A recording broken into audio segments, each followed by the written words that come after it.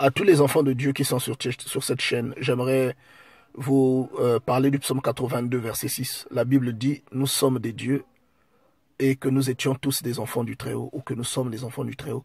Qu'est-ce que Dieu veut dire? Et il le dit avec un regret à partir de l'autre verset. Il dit, vous êtes des dieux, je vous l'ai dit, vous êtes tous des fils du Très-Haut. Cependant, vous mourrez comme des hommes, vous tombez comme un homme quelconque. Bien-aimés dans le Seigneur, Dieu qui nous a octroyé la divinité est blessé de voir comment nous tombons facilement dans les pièges de l'ennemi.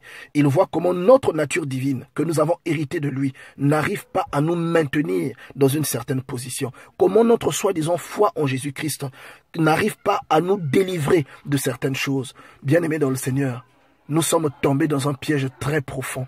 Et aujourd'hui, même le système du monde dans lequel nous nous trouvons, tout ce que nous vivons au quotidien, contribue à nous maintenir loin de Dieu. Les séries que tu regardes, toi qui me regardes là, les films que tu suis, toi qui me regardes, la musique que tu écoutes, certains de tes amis que tu fréquentes, certaines personnes que tu laisses entrer dans ta maison, contribuent à maintenir, à entretenir ce mur qui te sépare de ton Dieu.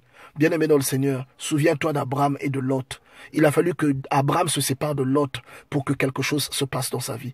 Bien-aimé dans le Seigneur, si Dieu te dit, lui qui t'a créé, que tu es un Dieu, ça veut dire que tu es un Dieu. S'il dit qu'il est déçu de la façon dont tu tombes, ça veut dire qu'il est réellement déçu et que la faute se trouve de ton côté. Il est temps que tu te relèves. Il est temps que tu te ressaisisses et que tu recherches la face de Dieu. La Bible dit, lorsque les disciples n'ont pas pu chasser l'esprit qui possédait un enfant et que Jésus est venu le chasser, ils ont demandé à Jésus, pourquoi n'ont-vous pas pu?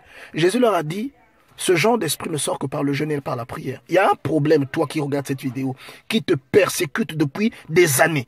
Il y a un problème qui mine ta vie. Parfois, c'est la stérilité. Parfois, c'est un manque d'opportunités financières. Parfois, c'est un célibat endurci. Combien de fois, avec quelle ardeur est-ce que tu as cherché la face de Dieu dans ce problème? Beaucoup de gens deviennent laxistes. Ils attendent seulement qu'on prie pour eux. Ils attendent que Dieu fasse un miracle. Mais qu'est-ce que tu donnes en échange à ton Dieu? Quel est le sacrifice humain que tu fais? Le sacrifice à l'intérieur de toi que tu fais? Quel est le temps que tu consacres à Dieu pour que Dieu fasse dans ta vie une chose exceptionnelle qu'il n'a pas fait dans la vie de ton voisin? Quel est le temps que tu lui as consacré? Quel est le don que tu as fait à ton Dieu spirituellement pour que Dieu se rappelle de toi? Bien-aimé dans le Seigneur, ne gardez pas cette vidéo pour vous, partagez-la à quelqu'un, soyez une source de bénédiction pour quelqu'un. Une personne a peut-être besoin d'écouter ça, partagez cette vidéo, Dieu vous délivrera certainement d'un mal peut-être qui ronge votre vie. Que Dieu vous bénisse, restez connectés à cette chaîne, Dieu a sûrement des choses à nous dire. Soyez bénis au nom de Jésus. Amen.